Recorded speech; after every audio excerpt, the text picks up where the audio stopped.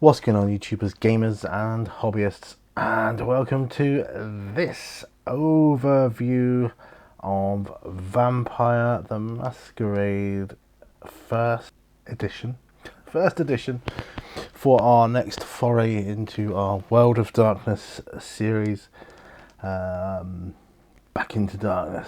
So yeah, so let's remove the D10s and take a look. Cover, it's like the Werewolf softback. Okay, so it's WW2000 is the code there. Vampire the Masquerade. You're presented with this cover of marble, like a marble effect, possibly a gravestone. I think that's the effect it's kind of meant to portray there, with a rose on it, which, if memory serves, is like the symbol for the Camarilla, which is a kind of like think of it as a political body of vampires within the world. Now, so it's a straightforward, simple design, just says vampire, and then the masquerade. Nice picture here of the rose. On the back, we have here a storytelling game of personal horror. No one holds command over me, no man, no god, no prince. What is a claim of age for ones who are immortal? What is a claim of power for ones who defy death? Call your damnable hunt, we shall see who I drag screaming to hell with me. And that's a quote by Gunther Dorn, Das Ungehever darin. Now you don't get the poetical romanticism that you do with Werewolf first edition, the Apocalypse. This is a game, same. They all utilize the same mechanics within their editions, so you can interchange, like say, vampire with werewolf and so on and so forth. We'll come on to the character sheet in a moment. Let's open up the cover here. Vampire the Masquerade. Okay, it's like a picture of I mean, it's set in. They're all set in like gothic punk worlds, aren't they? So we're well into the city now with these. So we're not in like wilderness, woods, and forest lands anymore. We are well within the cities here. So contents page is next. Got to be careful with this. It's an older book. It's not easy to come across, first edition. So I'm truly thankful that I was able to get that. It's got the usual like, play testers and credits there, and as you can see here, we've got first chapter is called The Damned. So that'll be telling you like about kind of like what does it mean to be a vampire, that kind of thing. There's still nice pictures in here. I particularly like that one, kind of like the old Nosferatu film movies that you used to get. And of course, Nosferatu is one of the clans of vampires. And they've got this here, like a sort of extract from like a diary or whatever, and lays it all out here about the masquerade, the Camarilla, and all the rest of it here, the nature of vampires. So you are kind of well versed what it means to be a vampire. Like werewolf, it isn't exactly how it's portrayed in the movies. Okay, so you've got a lot of lore to read up on and see how it works, see what doesn't work, that kind of thing. Yeah, so kind of the becoming. So I think this chapter is about how you become a vampire, and it will be interesting when I come on to my second edition book. We'll do a comparison here with these two. Okay, you do get a little bit of extracts from things here, whether it be poems, song, lyrics, whatever fits the bill, basically. But again, I mean, the image, all black with a moon, a bit of a castle there, and some trees. That's all you need. Again, the artwork with these early books, I think they're truly phenomenal, portraying exactly how it was, certainly in my mind, for what my character was going to be like. In fact, the funny, yeah, I believe I portrayed a Nosferatu in my first ever game of Vampire. When I first, it was a friend of mine who introduced the game to me. So the Nosferatu, I mean, I'll do videos on all the different aspects of the lore and, you know, all the different clans and everything else. But basically the Nosferatu, like the monstrous ones that you see in the movies, the really ugly looking ones, that's them. Talks about playing aids, winners, losers, the usual kind of role-playing box of tricks that you get, or you used to get back in the day. Sometimes with some games, what I liked with some games was you got a little bit of a discourse between like a game master, or in this case storyteller, and players, and that's kind of good. Extract here from the Book of Nod, which I used to own. I may get once again, depending on how easy it is to come by.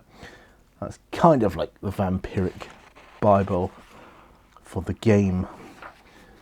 Then the rules, we go into the rules. Again, another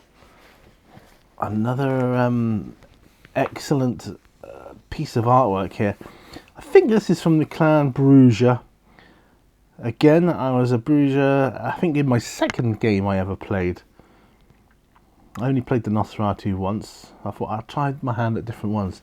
Bruja was the next one. Yeah, they're like the more the punky type ones. Think of Lost Boys, that kind of thing. So we go through the rules here, the difficulties. Just basically telling you, in your character sheet, as in Werewolf, you have different skills. Let us find the character sheet. There we go. Here's the generic Vampire one. All right, so it's laid out the same way. This is all exactly the same here. The talents, the skills, the knowledge, and that, you know. We've got disciplines instead of gifts, and you've got humanity. You've got different things. The wound thing is basically the same, and you've got dots here that you allocate for dice, and there, which is d10s.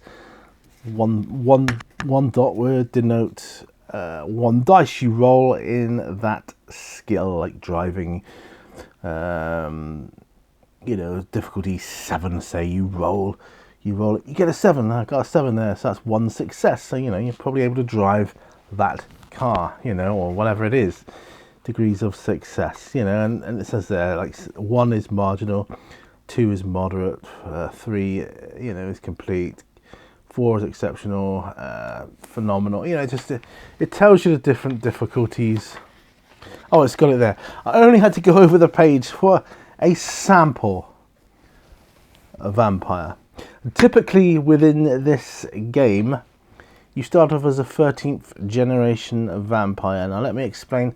In the lore, the first ever vampire is Cain from the Bible, Cain and Abel. And then each vampire, or each level of vampire he sires, the first progeny of vampires he sires, his children would be like the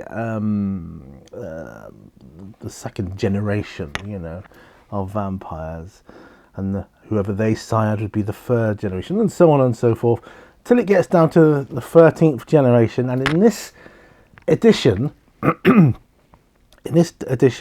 anything beyond 13th generation, the blood's too thin for the curse of Cain to progress. That does change later on, but that's another story, another book, another video. So there we go. Yeah, more excellent artwork. How to get started. Like I said, this is just an overview. Character generation, you need that. Creation, step 1, step 2, and so on. Really easy. That's it. That's all you need. Not like, you know, hours later on some games. Because you can quickly get a character up and running very swiftly, and then you can fill in bits and pieces later on, you know.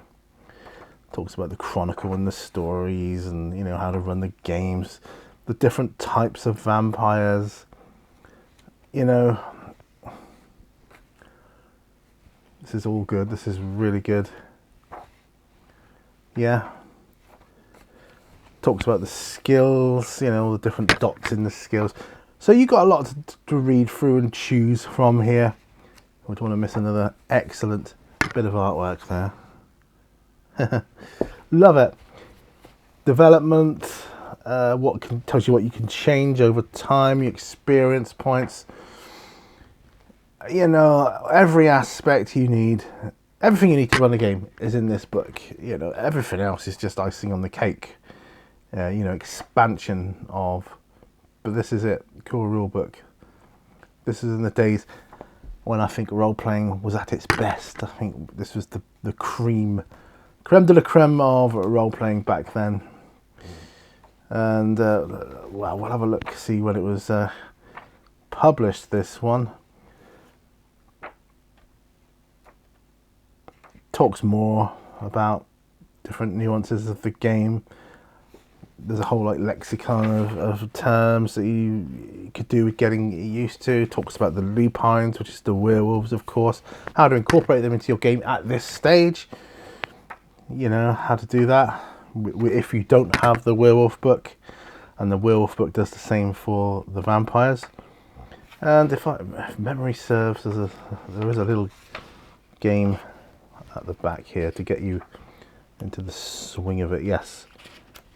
Little game here. Yeah, that's it. Yeah, that is it. Good.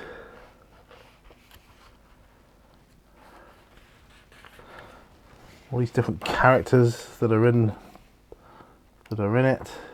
That's the beauty about how quick it is to roll up characters. You can roll up a character as quickly as you can an NPC. Piece of cake. Absolute piece of cake. Storytelling. Oh, another great bit of artwork there. About storytelling itself. Problems you might come across.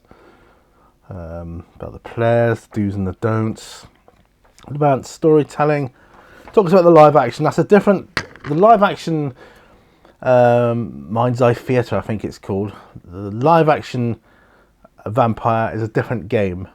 Still Vampire the Masquerade, still the same setting, but it's a completely different mechanic of how to run it. So don't get confused with the two. Talk about mood, plot, dialogue, everything you need. And there you go, index. Oh, I wish more role-playing games had indexes. And these are good indexes as well. It tells you where to find stuff, as opposed to, all right, see such and such, character creation, see, I don't know, invention or something, I don't know. It's just, a lot of the places give you the run around. It's even got, look, upcoming vampire products, of which, you know, are all long out of print now, but I've got some of these already, and we'll cover all the books in due course. There we go. And that is Vampire the Masquerade, first edition. It's a softback book. It's all, you know, there it is. If you see it online, this will be enough to get you into the game. And to be honest, if you don't mind books of a certain age, we're talking 30 plus years now. I was going to look at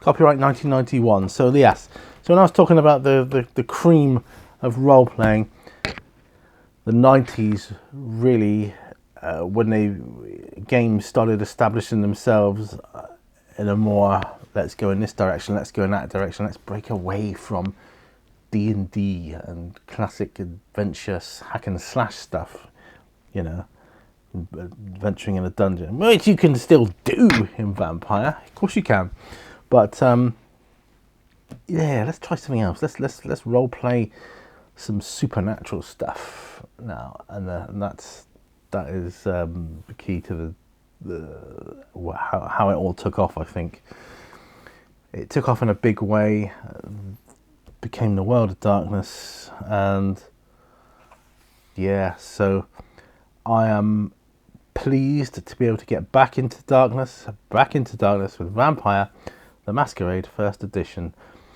Well, there it is. That's my brief overview of Vampire the Masquerade core rulebook First Edition.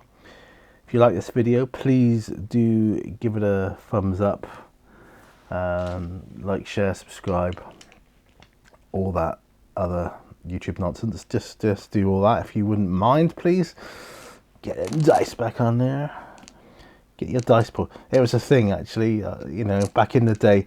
Get your D10s, because you only had like a couple from like your D&D sets or whatever, where everybody was rushing out to buy loads and loads of D10s. I can remember it well. Anyway, thank you, my friends. I will see you on another video. Remember, all brushes lead to all.